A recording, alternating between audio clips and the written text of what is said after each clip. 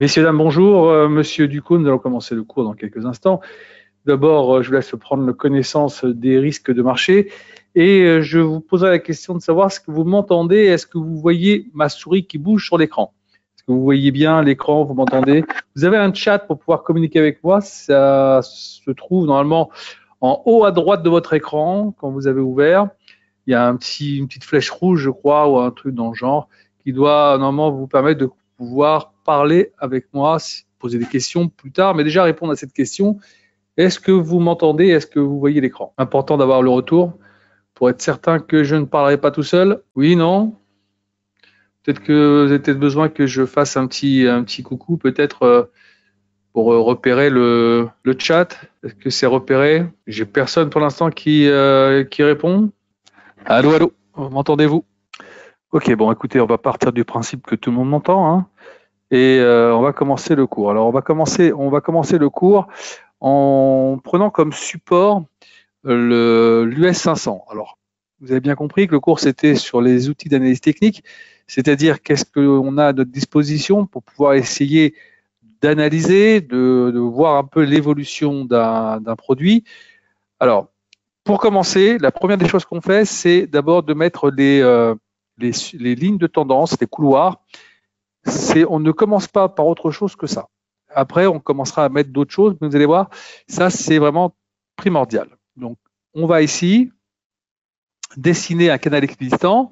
Je clique dessus. Vous voyez là, maintenant, j'ai là une double parallèle. Là, je suis sur du Standard & Poor's en daily et en bougie japonaise, hein, en candlestick. Là, je vais mettre mon premier couloir. Vous voyez, je clique dessus. Là où il y a trois petits carrés, c'est la pente. Et là, c'est la parallèle. Donc maintenant, je vais pouvoir peut-être positionner la parallèle comme ça. On va dire, voilà, on a un couloir assez intéressant. J'ai pris ici volontairement cela. Comme ça, on a un petit excès, donc je n'ai pas pris, mais c'est pas grave. Voilà. Je clique dessus pour enlever les petits carrés pour ne plus que ça bouge. Après, on a la possibilité de voir qu'on est sorti de ce couloir. Donc, on a donc un autre couloir qui s'est mis en place. On va donc le dessiner. Voilà.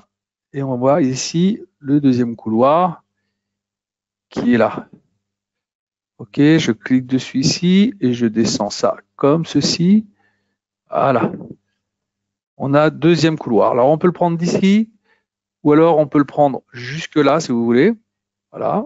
En laissant cette petite flèche un peu excessive avec un retour assez rapide à l'extérieur. J'essaie toujours d'enlever les petites mèches excessives pour avoir une lecture un peu plus confortable. Donc, comme vous avez déjà mis ça, vous voyez quand même, premier couloir baissier. Là, on est rentré dans un couloir, on va dire, un peu haussier, avec beaucoup de fébrilité, puisqu'on est redescendu, on a fait une petite tentative ici de re-rentrer dans le couloir. Ici, on commence un petit peu à faiblir. Attention, on va voir un peu la suite. Hein, cette semaine, ça a été quand même une semaine de tous les dangers. Hein, entre la Fed hier qui a relevé les taux et qui a montré qu'il était possible qu'il le refasse encore. Aujourd'hui, on a la BCE qui relève les taux. Je n'ai pas encore vu tous les commentaires de la BCE, mais ça va être intéressant. Et vous avez maintenant demain le chômage américain. Juste entre nous, vous avez regardé un peu au niveau du chômage américain, ça se tient bien, et vous avez des coûts de main-d'œuvre qui sont largement au-dessus de ce qu'on attendait. Donc, il va falloir quand même faire attention là-dessus. Alors, ça, c'était pour la petite parenthèse. Là, on continue, on a fait ça. Maintenant, on va mettre des supports et résistances. Alors là, ici, si vous voulez, on peut prendre celui-là. On peut prendre ici un autre support ici. Voilà. Là, je mets tous les grands supports. Et tout à l'heure, vous allez voir quelque chose de très intéressant. OK. D'ailleurs, on va prendre ici. Voilà, c'est peut-être plus complet. Ici, en prenant les deux, voilà. On a un peu tout le support qui est ici, qui est assez propre. Voilà. Maintenant, les résistances en haut. Paf. Voilà. Voilà. Et voilà. Alors, on ne va pas tout mettre parce que vous allez vous apercevoir tout à l'heure. Je vais peut-être pouvoir mettre aussi celui-là parce que ça, c'est pas mal aussi. Vous voyez, on a ici pas mal de résistance là, à ce niveau-là. D'accord? Et là aussi, on voit bien que, d'ailleurs, on va peut-être le remonter tout petit peu. Voilà. On voit bien quand même que ça. Alors, je mets pas tout, parce que tout à l'heure, quand nous allons mettre ce qu'on appelle Fibonacci sur le graphique, vous allez voir qu'une partie de ces résistances et supports vont être absorbés par Fibonacci. D'accord? Donc, pour l'instant, on va le laisser comme ça et on verra après par la suite. Je continue et je vais mettre ici maintenant que j'ai fait ça. Je vais directement dans Insertion, Indicateur, Trend, Bollinger Band. Là, je laisse le temps à tout le monde de regarder un peu comment on y arrive. OK. Là, je clique sur Bollinger Band, les bandes de Bollinger. Alors, je ne touche pas ici la programmation. Si vous voulez regarder la couleur ou la grosseur du trait, vous pouvez. Et voilà. Donc là, maintenant, je vais grossir un peu ici pour voir un peu plus clair. Vous voyez, là, qu'est-ce que c'est que les bandes de Bollinger?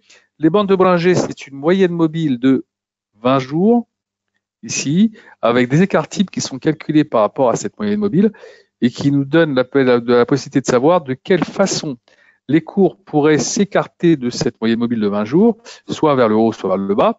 Là, maintenant, on est en train de taper le bas. Normalement, quand on tape le bas, à part si des fois on a une accélération au niveau de la volatilité qui pourrait faire que ça s'écarte davantage, un peu comme ici, vous voyez, là, on a tapé, puis on a continué à enfoncer, donc ça s'est écarté. On voit bien la bande de Bollinger ici, c'est écarté par rapport à un petit peu au goulot d'étranglement qu'on avait ici, d'accord, ou ici à la hausse, d'accord. Donc on va voir, peut-être qu'on pourrait avoir ce même genre de figure avec un écartement de cette bande de Bollinger. Pour l'instant, en tout cas, là, on est sur le bas de la bande de Bollinger, sur cette résistance, enfin sur ce support ici, quasiment, on n'est pas encore arrivé, mais on n'est pas très très loin. Donc voilà, on continue. Là, on a déjà encore un élément de réponse intéressant. On y va, on va chercher maintenant sur indicateur, oscillateur et Relative Strength Index, les fameuses RSI. Là, je clique dessus, j'ai ici la période, j'y touche pas, la clause, j'y touche pas, la couleur, encore une fois, si vous voulez toucher, vous pouvez, la grosseur du trait. Et quand vous avez regardé tout ça, vous appuyez ici, vous allez avoir la RSI qui va venir se mettre sur votre graphique. Alors, qu'est-ce que c'est que les RSI? Les RSI, en fait, c'est une moyenne des hausses et des baisses des 14 derniers jours, d'accord, qui vont nous donner ce petit graphique. Alors, comment ça se lit? Ça se lit, c'est entre 0 et 100. Si on est proche des 70, c'est quand on est sur achat, ou si on est proche des 30 ou en dessous, c'est qu'on est en survente. Pour le moment, vous voyez, on a eu une belle accélération baissière. Là, je vais chercher un peu le support qu'on pourrait avoir. Voilà. Ici, on était là, vous voyez, on n'a pas réussi à aller au-dessus, on est redescendu. Là, est-ce qu'on va venir retaper ce niveau-là comme on l'a fait ici? Peut-être, on va regarder. En tout cas, voilà, on est bien descendu sur la RSI. On est peut-être en bout de course de descente, on ne sait jamais, on va regarder ça. Pour l'instant, ce n'est pas encore clair. Maintenant, on pourrait se dire ici, on tape le bas de la bande de Bollinger. On n'est pas très loin des 30. Voilà, il faudra faire attention à peut-être un retournement de marché par la suite. On n'y était peut-être pas encore, on peut avoir une accélération et ça, on va le savoir assez rapidement. Je vais dans Insertion. Je vais dans Indicateur, Oscillateur et je vais aller chercher les MACD. Je clique sur MACD. Vous pouvez changer les couleurs ici ou les grosseurs de traits. Là, vous faites OK. Et là, vous allez avoir les MACD qui vont se mettre sur votre graphique. Alors, qu'est-ce que c'est que les MACD? Les MACD, en fait, c'est des moyennes mobiles exponentielles, okay, de 12 et 26 jours, qui vont vous aider à essayer de comprendre comment l'évolution de ce marché peut vous amener à prendre une position. Alors, vous avez un signal et vous avez les MACD. Quand on est au-dessus du signal, c'est un marché haussier. Dès qu'on casse, c'est un marché baissier. Vous voyez, on est bien baissé ici, vous voyez. Tac. Petite tentative pour passer au-dessus du signal, ça a fait pchit, et là, redescente importante. Alors, est-ce qu'on va continuer? Parce que pour l'instant, on n'a pas de signal au niveau de la MACD qui nous montrerait comme ici un redémarrage du marché. Pour l'instant, on n'a pas ce redémarrage. Donc, ici, ça peut encore continuer, baisser encore. Donc, il va falloir continuer à regarder ça, parce qu'on pourrait avoir un peu ce genre de figure, vous voyez, un peu comme ici, on commence un petit peu à baisser, puis après accélération, et on va chercher plus bas. Donc, pourquoi pas même aller chercher le support qui est ici, c'est-à-dire d'aller dans les prochains jours se retrouver aux alentours des 3900. D'accord? Vous êtes avec moi? Si vous avez des questions, j'espère que vous avez repéré le chat. Je rappelle encore une fois que c'est en haut à droite de votre écran. Normalement, il y a une petite flèche rouge qui vous permet de pouvoir discuter avec moi si vous avez des questions. Donc, n'hésitez pas à essayer d'utiliser ça, parce que pour l'instant, je n'ai pas eu de retour de vous pour me dire si vous m'entendiez ou si vous me voyez. Si je vois que vous êtes encore là, c'est que certainement vous m'entendez. Alors, je continue. Là, on a mis la MACD. Donc, je répète, MACD, moyenne mobile exponentielle. Quand on est au-dessus du signal, marché haussier. Dès qu'on casse en dessous du signal, marché baissier. Donc, c'est assez intéressant à avoir en lecture. D'accord? Et là, on voit bien que pour l'instant, on n'a pas de signal de reprise. On retourne dans insertion, indicateur, oscillateur. Et là, on va chercher les stochastiques oscillateurs. Voilà. J'appuie sur OK, je ne touche pas encore la programmation, et voilà. Alors, les stochastiques oscillateurs, c'est à la base pas un produit qui avait été fait pour la bourse. OK, c'était un produit sur la répartition du hasard, mais George Lane l'a penché dessus, un économiste réputé dans les années 60, et qui a trouvé que c'était plutôt intéressant de pouvoir essayer de l'appliquer avec le marché boursier. Il a commencé avec IBM et depuis, tout le monde s'en sert. Donc, qu'est-ce que c'est comment ça se lit? Vous avez un peu comme sur les MACD, vous avez la stochastique, vous avez le signal.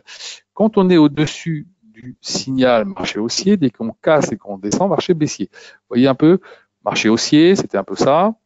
Là, ça a cassé et on voit bien l'accélération. Alors, si on voit ici un petit peu, on se retrouve à peu près dans cette période-là, regardez. On est à peu près à ce niveau-là. Vous voyez, on pourrait dire qu'on va avoir encore une accélération peut-être encore baissière et après peut-être un retournement, ce qui nous dirait que quand on est sur les RSI pas loin des 30, avec le retournement qu'il pourrait avoir après la dernière accélération, ça sera le moment peut-être de racheter. OK? Je continue. Pas de questions pour l'instant? Toujours pas trouvé le chat? Non. Alors on continue. Bon, c'est pas difficile la lecture de la stochastique. C'est un peu comme sur les MACD, mais ça donne une lecture un peu, ça vient compléter un petit peu le reste. Vous voyez bien, pour l'instant, ça continue de plonger. Tant qu'on a cette plongée qui continue devant nous, il n'y a pas de raison de se dire que le marché va changer de sens. Insertion, on a vu les RSI, on a vu la MACD, on a vu les stochastiques. On va revenir sur quelque chose dont je vous ai parlé tout à l'heure. Au commencement, je vous avais dit une partie de ces lignes de résistance et de support devrait être absorbée par quoi? Par le fameux Fibonacci. Alors, je prends ma souris, je mets ici, dessiner des retracements Fibo, je clique dessus. Et vous allez voir que sur ma souris, maintenant, j'ai des petites horizontales parallèles. Je peux prendre le départ d'ici, du premier mouvement, du mouvement initial de la hausse, ou alors je peux prendre beaucoup plus serré et prendre le dernier mouvement haussier. On va prendre le dernier mouvement haussier et on va remonter jusqu'en haut. Voilà, on est dessus pile poil. Alors là, vous vous apercevez, comme je vous l'ai dit tout à l'heure, évidemment, cette ligne-là va disparaître puisqu'on l'a avec Fibo. Cette ligne-là, on l'a aussi avec Fibo. Donc, on va cliquer dessus et on va la faire partir. Là, évidemment, aussi, vous voyez. Donc, on n'avait plus besoin enfin, on n'a plus besoin. On a toujours besoin d'une ligne ou deux peut-être supplémentaires, mais voilà, déjà, vous avez quasiment avec Fibo tous les retracements possibles. Donc, vous voyez ici d'ailleurs, on va grossir encore un petit peu le trait. Vous voyez, on est venu quasiment taper le retracement 38,2. Si on venait à casser le retracement 38,2 ici, ok, à 4070, l'accélération pourrait nous ramener très rapidement sur les 4028, 4030. Et après, derrière, si ça casse, là, après, derrière, vous avez les 39,80. OK? Donc, surveillez bien un peu tout ça. C'est quand même assez intéressant d'avoir ces choses-là. Vous avez bien compris comment on met la Fibonacci. C'est assez simple. OK? Alors, quand vous avez fait ça, alors, tout à l'heure, je vous ai dit qu'on avait mis ici les MACD, que c'était les moyennes mobiles exponentielles, mais personne ne vous empêche, sur le graphique, de pouvoir insérer voilà, les moyennes mobiles normales. Alors, vous allez sur indicateur, vous allez sur trend, vous allez sur moving average, et là, vous allez mettre les, on va dire, les plus intéressantes, les plus regardées, en tout cas. La moyenne mobile des 200 jours, vous voyez, on est quand même encore assez loin hein, de la moyenne mobile des 200 jours. La dernière fois qu'on est parti la toucher, c'était quand? C'était ici, en février. Donc, depuis février, on avait cassé, et après, on est remonté rapidement. On va voir, est-ce qu'on va encore une fois essayer de la tester ou pas? Ça sera intéressant de voir ça. On retourne maintenant dans insertion, indicateur, voilà, trend, moving average, et là on va prendre la moyenne mobile des 100 jours. Vous pouvez changer de couleur évidemment, on ne va pas garder la même couleur, on va lui mettre un petit bleu flashy comme ça, c'est sympa. Voilà, et voilà. Alors regardez. On est quasiment venu là sur la moyenne mobile des 100 jours. Alors, ce qui est intéressant de regarder, d'observer, c'est est-ce qu'on va la casser, cette moyenne mobile? Et qu'est-ce qu'on fait d'habitude quand on arrive à casser cette moyenne mobile? Qu'est-ce qui se passe derrière? Généralement, vous avez des petites accélérations qui arrivent derrière. Hein. On voit bien dans les jours qui suivent, on continue une fois qu'on l'a cassé, on continue à aller chercher un peu plus bas. Même si des fois, on fait des petites tentatives de reprise, vous voyez quand même, ça appuie un peu. Donc, il va falloir regarder de très près si on casse ou pas cette moyenne mobile. Alors, si on la casse, peut-être qu'on ira chercher celle des 200 jours, et pour l'instant, on n'y est pas encore. Indicateur, trend, moving average, et la dernière, là aussi, qui est assez importante, à mon sens, c'est la moyenne mobile des 50 jours. Qu'est-ce qu'on va lui mettre comme couleur? On va lui mettre celle-ci, ça paraît pas mal. Non? Voilà. Et ben voilà, alors ça, vous voyez, c'est quasiment du cousu humain. On est pile poil sur la 50 jours. On n'est pas très très loin de la 100 jours. Donc, regardons un petit peu en arrière ce qui se passe quand on a ce genre de croisement. Hein. C'est ça qu'il faut regarder. C'est un petit peu ce qui se passe quand on a ce chevauchement et il faut peut-être remonter beaucoup plus loin pour pouvoir voir ça. Quoi. Un peu ici. Vous voyez? Là. Est-ce qu'on va croiser ou pas? Il va falloir regarder un petit peu pour l'instant. C'est assez spécial quand même. Hein. Donc voilà, vous avez ici la 50 jours qui est en train de tester, la 100 jours qui est pas très loin, donc à surveiller de très près. Et comme depuis tout à l'heure, je vous ai dit, là, vous voyez, on est en train de tourner autour, le plus bas c'est 68, on tourne autour du retracement FIBO des 38,2, ok, les 70 ici, si on arrive à les casser, bon, on ira peut-être plus bas, mais voilà, on tourne, on casse, on les teste, il y a de la résistance à ce niveau-là. Des questions? Alors oui, ça c'est un support important pour l'instant, hein, les 38,2 Fibonacci avec, vous avez la moyenne mobile des 50 jours et la moyenne mobile des 100 jours qui est pas très très loin. On va dire qu'elle se trouve aux alentours des entre 60 et 70. On va dire qu'entre 60 et 70, c'est très solide. Donc si ça casse, évidemment que l'accélération va être rapide pour aller chercher les 4020. Donc regardez ça de très très près.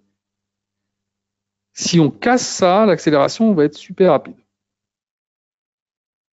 Ça peut se faire en 1 heure de temps. D'accord? C'est bon pour toi Alors, ce qu'on vient de faire, là, tout ce qu'on vient de faire sur le SPX 500, évidemment, vous pouvez le faire également sur tous les autres produits. Alors, il y a beaucoup d'autres éléments d'analyse. Je ne les ai pas tous mis, évidemment, parce que sinon, après, ça va ressembler un peu à une carte météo. Mais déjà, comme ça, avec ça, vous avez quelque chose d'assez clair. Hein. Donc, je ne veux pas en rajouter pour l'instant. Je pense que c'est quand même pas mal. Après, une fois que vous avez terminé, n'oubliez pas surtout d'enregistrer votre modèle. En fait, ici, enregistrer modèle. D'accord? Vous marquez ici US 500, vous sauvez, et comme ça, il va venir se rajouter dans votre lexique ici, et vous aurez des petits onglets qui vont être à côté ici, là, là, là et là. Ok, pouvoir partir par exemple sur celui-ci. Là, on est sur le Nasdaq. Vous pourrez aller, on venait de faire quoi là sur le Nasdaq? On vient de faire 13 013 sur le Nasdaq, donc ça appuie quand même. Hein. Et voilà, vous avez certainement le BTC aussi. Alors le BTC, il a bien rebondi maintenant, il se retrouve autour des 29 000, il tourne autour. Voilà.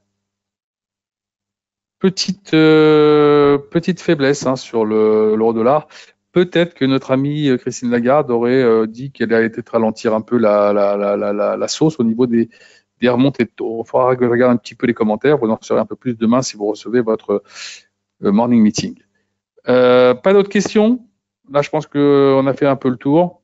C'est assez simple. Si vous voulez revisionner ce webinaire, vous avez la possibilité d'aller sur YouTube Avatrade et vous allez pouvoir le retrouver sans problème. Ok, passez une excellente fin de journée. À bientôt. Bon courage.